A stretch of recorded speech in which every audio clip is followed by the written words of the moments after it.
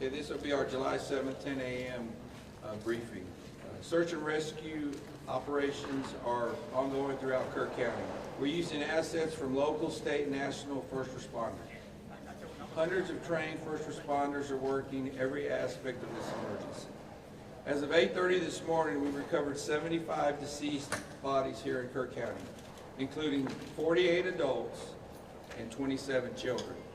Of this 48 adults and 27 children, 15 adults and 9 children are pending identification. At present, there are 10 campers from Camp Mystic unaccounted for and 1 counselor.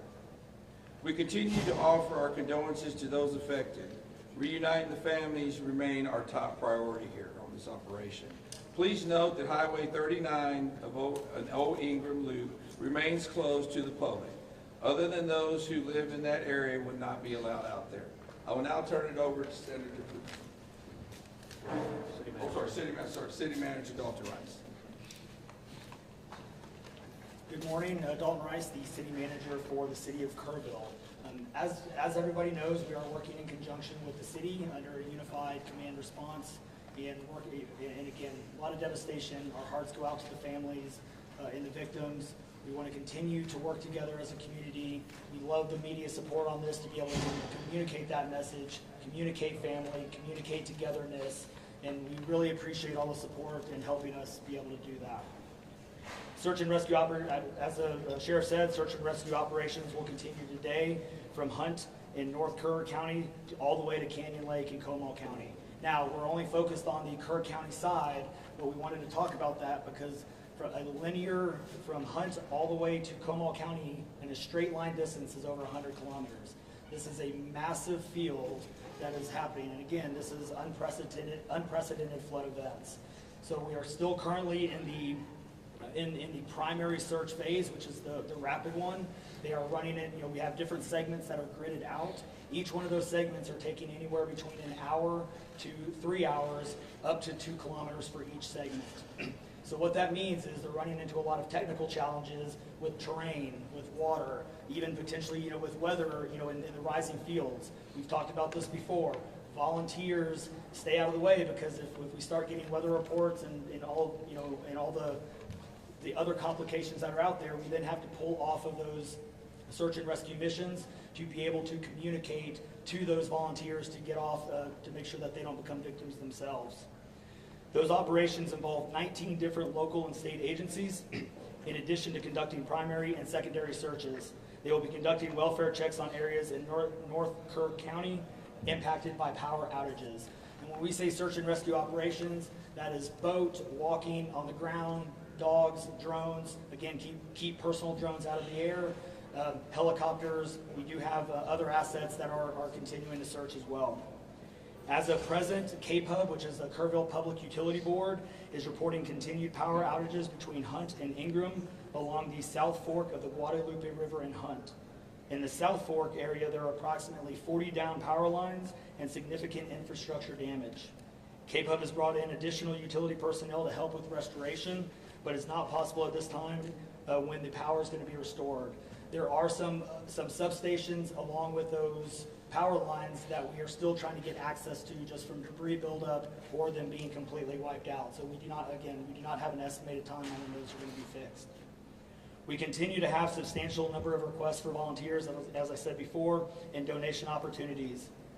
We are asking those who want to volunteer to contact the Salvation Army in Kerrville by phone at 830-465-4797 or in person at 855 Hayes Street in Kerrville. Monetary donations can be made on the Community Foundation of the Texas Hill Country's website at www.communityfoundation.net. They have a Kerr County Relief Fund set up on that site. And I will now turn it over to the Mayor, Joe Herring. Thank you for being here. I need to tell my community and those families who are waiting, this will be a rough week. Primary search continues, and we remain hopeful every foot, every mile, every bend of the river. Our work continues. You need to know that we have been blessed with help from the community, from the state, and the nation. We have trained experts who are helping in this effort. If you want to volunteer, it is important that you contact Kerrville Salvation Army and register. Dalton gave that number, but I'm going to give it again. 830-465-4797. We need focused and coordinated volunteers, not random people just showing up and doing what they do. We need to work together. As Dalton said, donations have been flowing in from around the world to the Community Foundation. Again, that website is communityfoundation.net. Please follow the City of Kerrville's Facebook page for updates. They're accurate. We take a lot of time to make sure we send out information that will be helpful, not only to residents, but to those who are visiting. I've said this 100 times, and I will say it again. We need your prayers. We need your prayers. Thank you. And now, Senator Ted Cruz.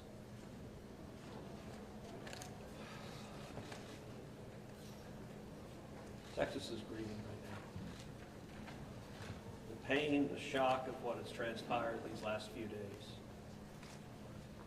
has broken the heart of our state. As of yesterday, the confirmed death toll was 82, and those numbers are continuing to go up. The children, the little girls who were lost in Camp Mystic. It's every parent's nightmare. Every mom and dad. Last week, we were picking up our daughter from camp here in Hunt. Our girls have gone to camp here for a decade. The Hill Country is an incredible part of Texas, part of the country. The natural beauty here is incredible. The camps that have raised generations of little girls and little boys and instilled character and love and faith are extraordinary institutions. And I'll tell you, the pain in our state, and it's every part of the state. You've got Texans from all over the state who were here celebrating the 4th of July. A week ago, this was a time of great celebration. You're dropping your little girl off at camp, your little boy off at camp. You're celebrating Independence Day. You know that your child is going to be swimming, canoes, and horseback riding, and doing archery, and making lifetime friends. And then suddenly it turns to tragedy. For the last several days, I've spoken to multiple parents, scared out of their mind. Do you know anything? Where is my daughter? There's still 10 girls and 1 counselor from Camp Mystic that are unaccounted for. And the pain and agony of not knowing your child's whereabouts, it's the worst thing imagined. But I want to say, in the face of all of this, it is simultaneously inspiring. Every time there's a tragedy, every time there's a natural disaster in Texas, Texans come together. Texas is a big state. We got 31 million people, and we have hurricanes, we have tornadoes, we have wildfires. Tragedies hit this state, natural disasters hit this state, and without fail, 100 out of 100 times when that happens, we see Texans coming together, helping each other, engaging in acts of heroism. There have been over 850 high water rescues since this flooding began. 850. You look at extraordinary stories of Eagle Scouts pulling campers out of harm's way. I was just hearing a story of one counselor whose head was right at the water holding up 2 mattresses with campers on those mattresses. That kind of courage, that kind of selflessness. And then there are the first responders. The local first responders. I want to thank every one of the first responders at the local level, at the city level, at the county level, at the state level, at the federal level. In the first few hours of this flood, I was on the phone with Governor Abbott. I was on the phone with Lieutenant Governor Dan Patrick. I was on the phone with Nim Kidd, the head of the Texas Department of Emergency Management. And then I called President Trump. I called President Trump. He was having dinner at the time. It was still early in what was transpiring. And I wanted him to know, I said, Mr. President, everything we're hearing right now, this appears to be bad, really bad. There may be a very significant loss of life unfolding right now in Texas. And I will tell you, the President said, Ted, anything Texas needs, the answer is yes. Whatever assets you need, whatever resources you need, yes, let us know, and we will provide everything. Within hours, we had helicopters, over a dozen helicopters in the air. National Guard, DPS, game wardens, Coast Guard, doing search and rescue, reaching down. We've all seen the videos of little girls being pulled up, hoisted out of harm's way. Incredible courage and heroism. Search and rescue is the first stage, but the process of coming together and rebuilding is going to take longer. And I will say to all the grieving families, to all of those who've gotten the worst news imaginable, that your little girl, she's gone. I will say for many of us, those are friends and neighbors who've lost children. Got multiple kids who go to school with my girls.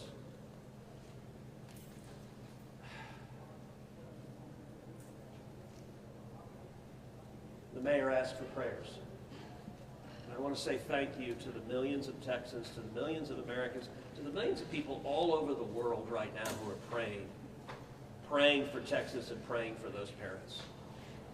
Going through this grief, it is going to take love, it is going to take friends and family embracing and hugging and holding them while they weep.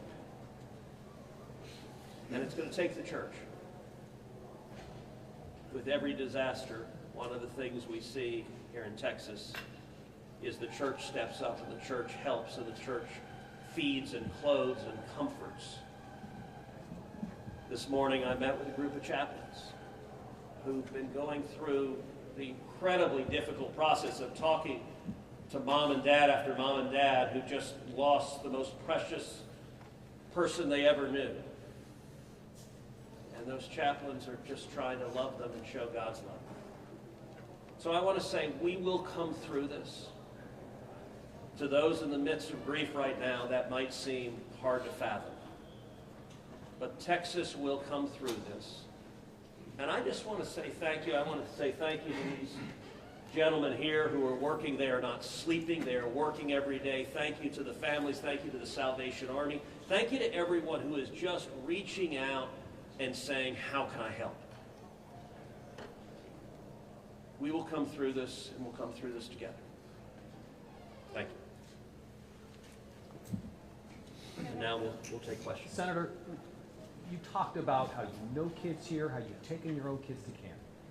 Was it ever communicated to you that there was a need, that it was a priority to have a warning system so people had a chance to escape something like this? Well, listen, I think anytime you're dealing with major rivers, there's a risk of flooding, and there's always been a risk of flooding, particularly on the Guadalupe River.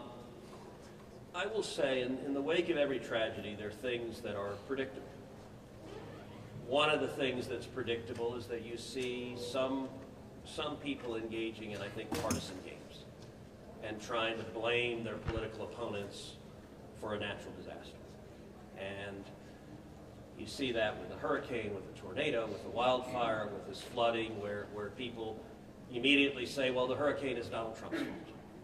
You know, look, that, I think most normal Americans know that's ridiculous, and I think this is not a time for partisan finger pointing and attacks. Now, after we come through search and rescue, after we come through the process of rebuilding, there will naturally be a period of retrospection where you look back and say, okay, what exactly transpired? What was the timeline?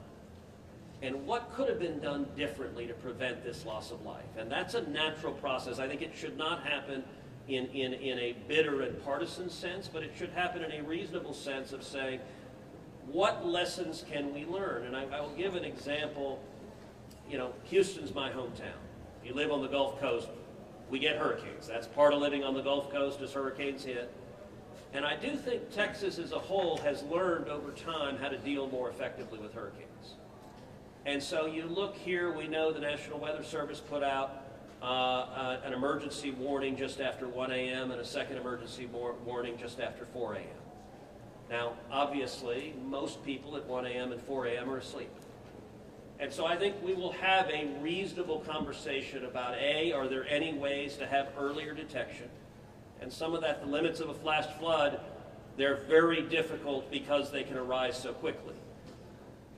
But everyone would agree in hindsight, if we could go back and do it again, we would evacuate particularly those in the most vulnerable areas, the young children in the cabins closest to the water.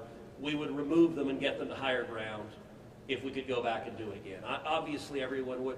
The people in RVs by the river's edge. We know in disasters like this, RVs and mobile homes are particularly susceptible, whether a flood or a hurricane or a tornado, they're particularly susceptible to that. And so my hope is, in time, we will learn some lessons to implement to next time, and there will be another flood, there will be another disaster. But next time there's a flood, I hope we have in place processes to remove especially the most vulnerable from harm's way. But I think that's going to be a process that will take a careful examination of what happened and how can we implement processes better in the future to prevent this same loss of life. Senator, there were claims that the National Weather Service sent that first flash flood warning that should have alerted phones at 1:14 in the morning. But we have a federal public database maintained by PBS Warn, that says the first emergency alert wirelessly here in this area to Kerr County was not until after 9 a.m. That was more than 4 hours after the severe flooding had come to this area. Did you know that? Have you seen that? And what's your response, knowing the state and cuts to NWS in recent months by this administration? So I don't know the source for what you're saying. All of the public reporting I've seen is that there were two alerts that went out, one just after 1 a.m., one after 4 a.m. You know, I can tell you, I talked about the partisan finger pointing. I think there have been some eager to point at the National Weather Service and say cuts there led to a lack of warning. I think that's contradicted by the facts. And if you look at the facts in particular, number one, that these warnings went out hours before the flood became a true emergency level. But number two, the National Weather Service here, New Braunfels is where they were headquartered. They had additional manpower. In fact, they had 3 additional people working that night, anticipating that it was going to be a very dangerous weather situation.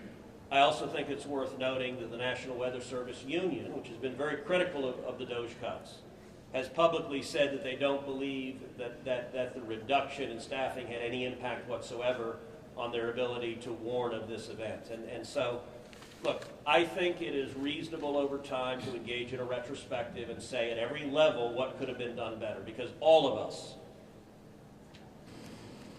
would want to prevent this horrific loss of life. But I think just immediately trying to use it for either side to attack their political opponents, I think that's cynical and not the right approach, particularly at a time when we're dealing with a crisis and we're dealing with grief. But does this make you question whether there should be cuts at the National Weather Service and FEMA? I know you've been supportive of FEMA. Look, I am very supportive of FEMA. I'm very supportive of the National Weather Service. They both perform essential roles, and I think it is critical in every federal agency, particularly when you're dealing with public safety, that we make sure that critical roles are maintained. That's a longer and broader discussion, but as I said, everything from the public evidence indicates that was not a contributing factor to what Is occurred. it possible to get Dalton in just to talk about that and what the National Weather Service alerts? Because there were escalating forecasts throughout the day from the National Weather Service. What did the emergency managers of the county and other local officials do with that information, starting at 1:15 and onward, where you had the dire river forecast at 6:30? Were emergency managers doing anything to put these processes in place to warn people on the river? So overall, we were preparing for the July 4th, weekend. So we had National EMR on site. We were basically stood up kind of an incident command post, if you will, to prepare for that event. So everybody was kind of up, looking at weather. We looked at the weather before. When you looked at the National Weather Service, flood map, it spanned all the way from the west side of Texas, with Kerr County kind of being in that upper northeast corner of it. And so everybody, including the National Weather Service, was looking at where's the rain going to hit. We know it's somewhere in here, but with rain, especially when you're dealing with terrain, you got to figure out. Sometimes you don't know until it falls. So once it starts falling, then you got to figure out, okay, how's the watershed going to do this? How's the science going to work? And when you have that north and south fork that we had talked about before, it all converged into one. We do know that a lot of the camps were looking at this just as much as everybody was.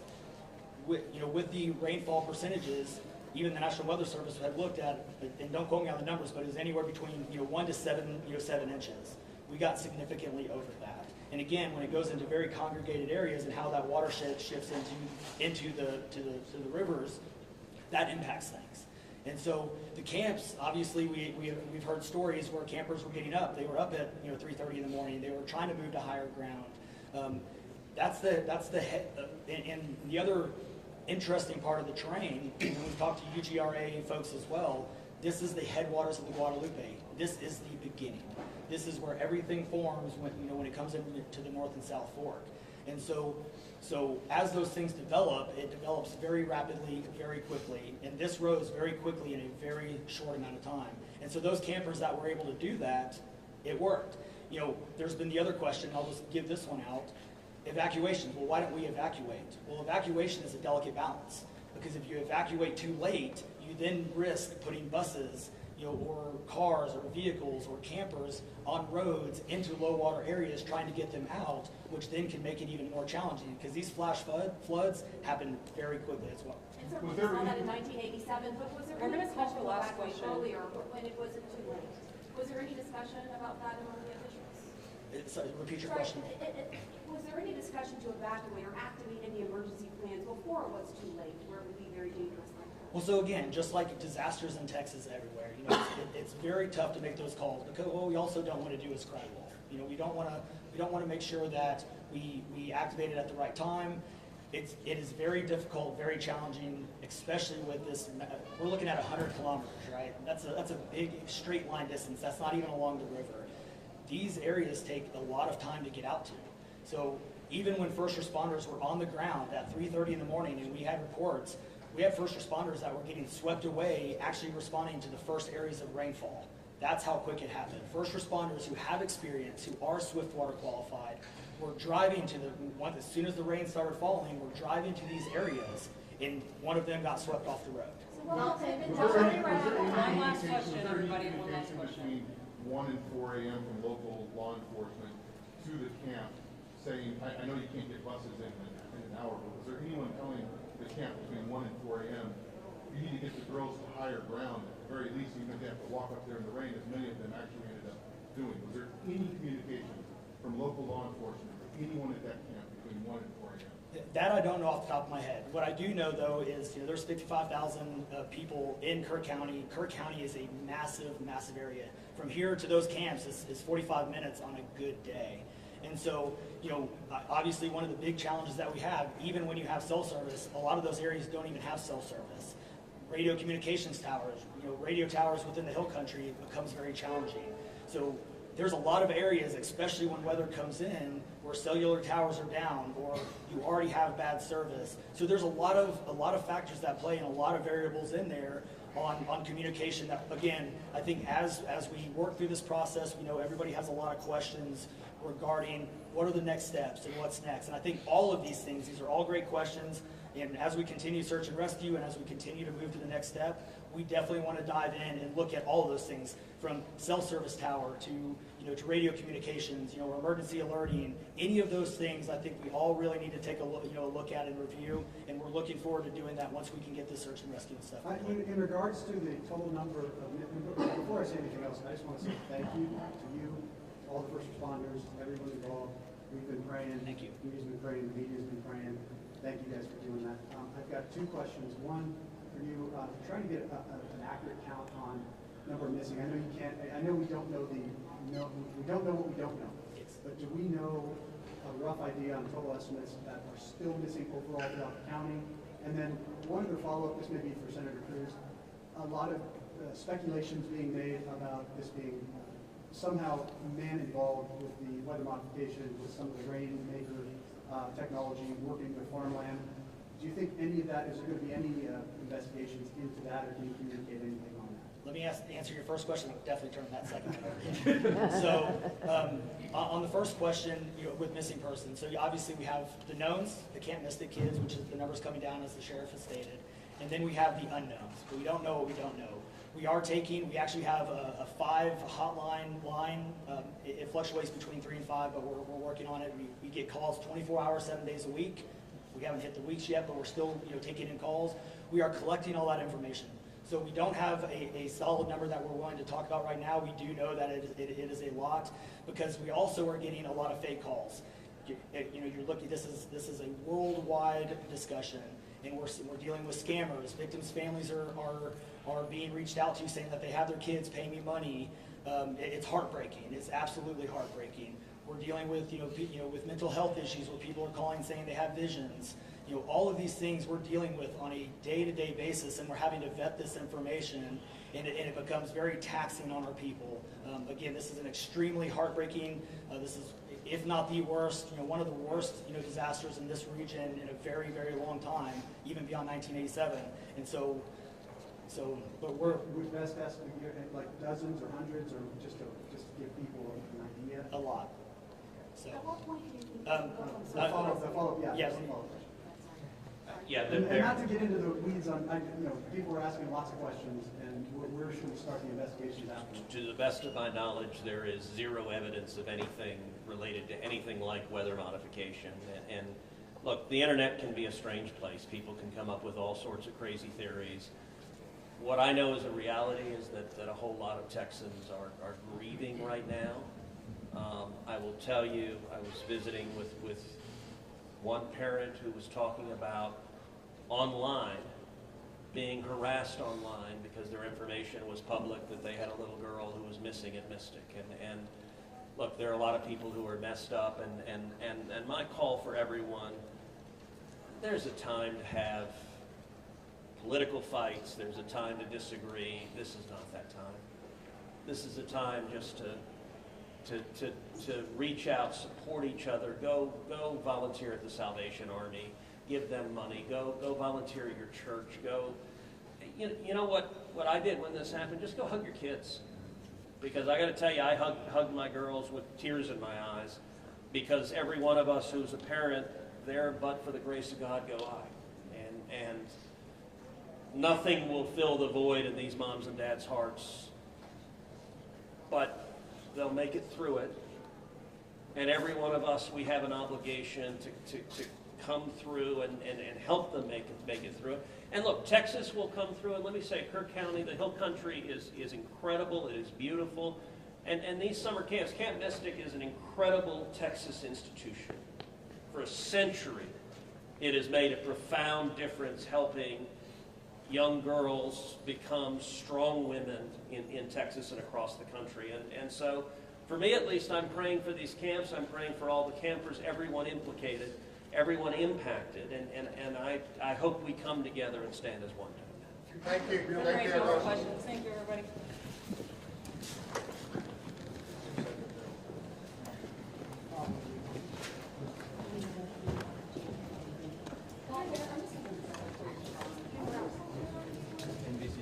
Hey, good morning, folks. If you were not here earlier, I put out some housekeeping notes. I want to repeat that. A couple of important things to note. Temporary flight restriction is still in effect. Flying drones will and they have interfered with search and rescue operations. We're asking everyone to clear with that direction. Hey, excuse me, can we keep it down and shut the door? Can you start from the beginning? Sorry. You bet. TFR is still in effect. You can't have the media flying drones. They have interfered with our air operations, and it has to stop. It's our intent to set aside an hour each day to make some of our leadership available to y'all for one-on-one interviews. This is above and beyond these daily press conferences. These interviews will be 3 to 5 minutes in length, and they're going to be held between 1 and 2 p.m. Obviously, we won't be able to accommodate all outlets each day. So if you're part of an affiliate, we ask that you coordinate with your colleagues from your network and submit one request, and then share that. You can request interviews by emailing our Joint Information Center at jic@kerrvilletx.gov. One more time, that's jic@kerrvilletx.gov, and I'll repeat that again before we're done. Our unified PIO team will confirm your interview, your time, and who you're going to be able to interview at least 1 hour beforehand. You're welcome to request specific leadership, such as the sheriff or the city manager.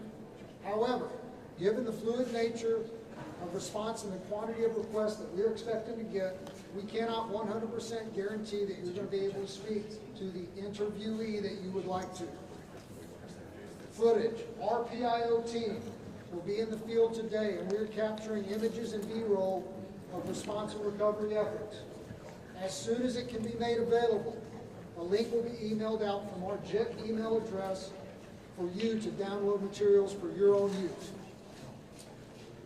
Contact information. If you were here yesterday, we passed around a sign-in roster. If you signed in yesterday and provided us your contact information, you should be part of our media list, and you should have received a confirmation email last night. If you did not get that email, or if you were not on that list, you can be part of our media list by emailing us at jic@kerrvilletx.gov. One more time, jic@kerrvilletx.gov. I don't know the time of the next press conference. As soon as we have that information, we will push it out through our social media. Thank you all. Jonathan.